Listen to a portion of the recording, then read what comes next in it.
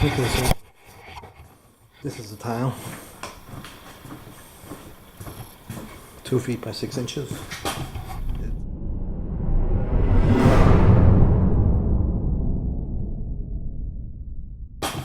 It's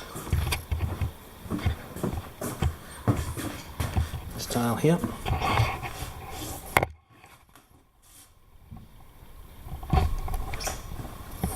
So I'm dry laying around the island because when I meet over here and over here, I have to be exactly straight. I have to have the exact amount of distance from that side to this side. And it's this side to that side. So I'm going to dry lay it all the way around and I'll pick it up and sand it down.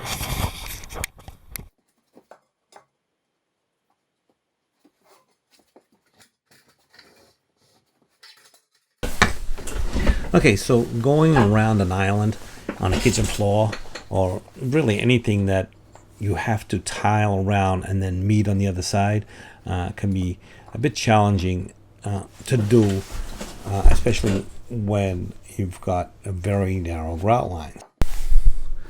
You can get into a lot of trouble if you don't plan when you tile around an island. Now this island here is pretty big. It's about 9 feet by about 4 feet, so it's got a pretty big footprint.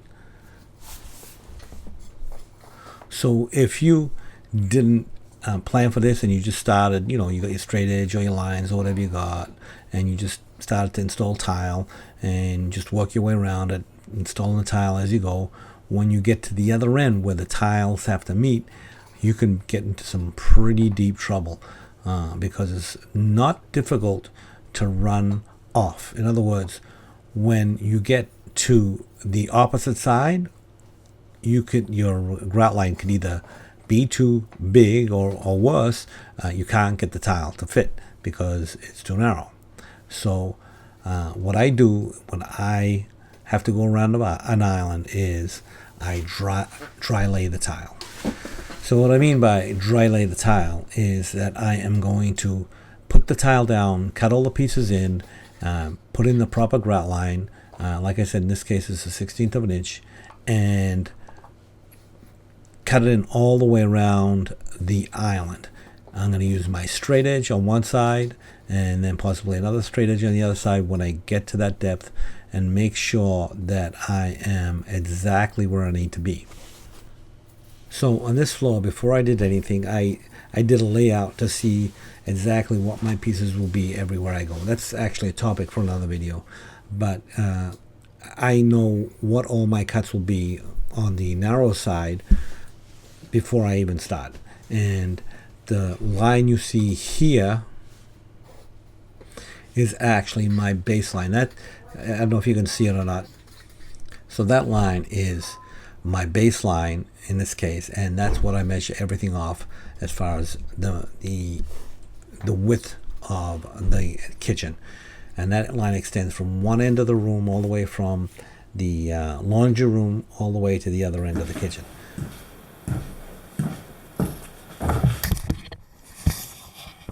Okay, so I'm going to go all the way around, and then I'm going to go around the other side. I'm going to go around this side here, and I'll connect from that side to this side. That is my line, my reference line, so that I can stay straight and square. Because this is plank tile, from on the long side, I can just measure and cut the tiles as I need, so that I don't get any really small pieces. And so in this case, it's actually quite easy. If this was square tile, then I would have another line perpendicular to that reference line that would tell me what that'd be a reference for the opposite direction, so I can measure off that. So I got my line of tiles all cut in but not cemented down in front of the island, and then I'm going to cut in all my tile to the end of the cabinet on one side and then I'm going to go to the other side of the cabinet, cut all my tile in on that side, and then connect both sides to make sure that I have the exact width that it needs to be. So when I run my tiles all the way down, it's going to have the perfect grout line all the way down, and it's not, the tiles aren't opening up and closing down. This might seem like it's not difficult to do, but as I said, if you just start installing your tile without getting your reference line, cutting them in, you can run into a lot of trouble. So what I suggest is you dry lay everything around your island in your kitchen, or if it's some other area that you have to go around and connect and have the grout lines be exactly what they need to be. It's always pretty much a good idea to dry lay. A lot of guys like to use the grid method. If you know how to do that, you can do that. I like to do it this way because pretty much I'm always working alone, so I really don't need a grid on the floor. So anyway, this is how I go around an island and make sure that I connect and don't run into trouble with wide or narrow grout lines when I go around. Once you've gone around the island, then you can just build off the line or the base of tile that you've already installed and just continue tiling your entire floor.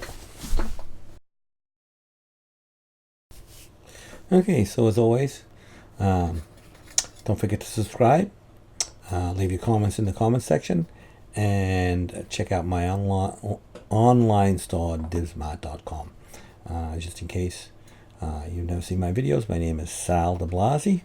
I am a tile contractor in the Boston area and been installing tile for over 30 years. So I have a lot of experience. My channel has almost 700 videos. So check it out. Probably find what you need. And most importantly of all, don't forget to subscribe. Thanks a lot. Okay, so cut around the island. I'm doing this like this, a step, so I don't have to fit a tile in between two tiles.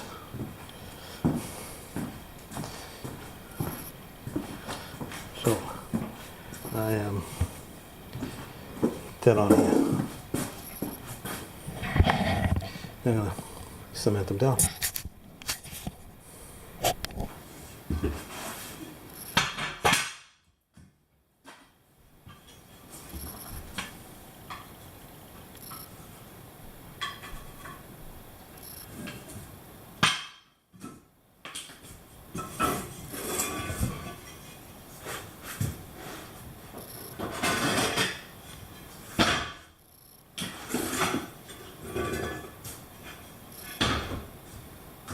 Okay, so I picked up my tile over here. It's still down over there and over there. So I'm going to come around this side to here, cement it down. Then I'm going to move the straight edge over to here. Come around this side. Then I get my straight edge from that side, bring on this side, connect these two, and then I'll be around the island, because you can't make any kind of mistake. You have to be dead on, because if you just try and go around the island, you might close up the joints and the tile might not fit, or you might open up the joints and you get too wide a grout line. So you have to be exactly dead on when you come around this island. So that's how I do it. I just dry lay it, fit it, then pick them up and go. So when I laid it out from that wall to this side. So I know all my pieces on this side going, the narrow way. I know what pieces I'm going to get all the way around, and including in here. And then, because this is my baseline, this is the line I'm going off. So everything I measure up this line to stay straight. So from that wall to that wall, this is a random pattern. So also I just want to avoid getting small pieces down there and small pieces along the walls, but I just figure that out as I go along. So you don't want to get really tiny pieces, that's okay, because it's a random pattern. So that's how I'm doing this. So now I'm going to mix some thin set, start cementing this down.